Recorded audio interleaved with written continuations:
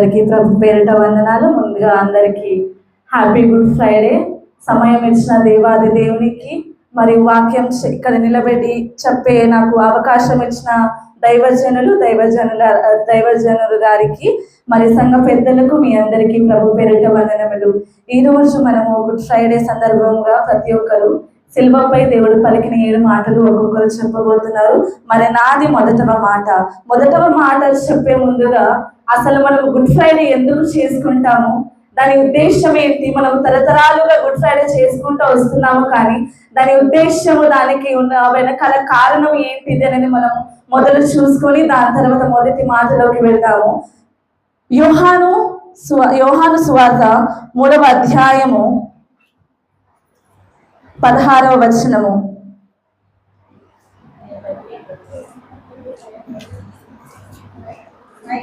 ఒకసారి గట్టిగా చదివినట్లయితే ముందుకు వెళ్దాం.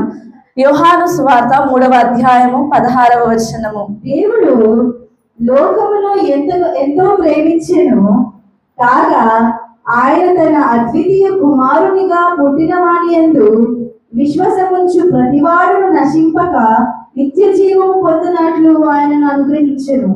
ఆమేన్. 17 కూడా.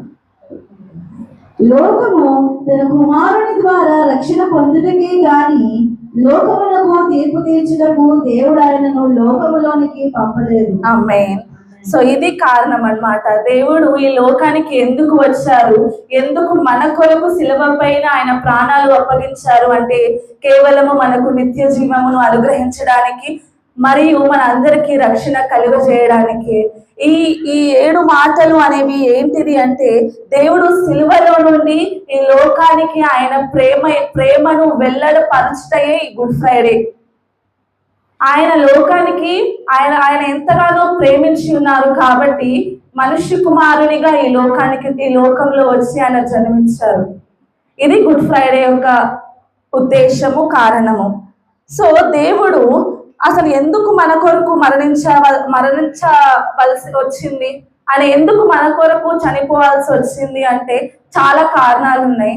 ఆయన మనుష్యుల పోలికగా పుట్టి దాసుని రూపము ధరించుకొని ఆయన సింహాసనము వదిలి మన కన్నీళ్లు తుడవడానికి, మన కష్టముల నుండి మనల్ని రక్షించడానికి, మనల్ని సమాధానపరచడానికి తనను తాను తగ్గించుకొని తనను తాను రిక్తునిగా చేసుకొని విధేయత చూపుతూ శిలువపై ఆయన మరణించారు.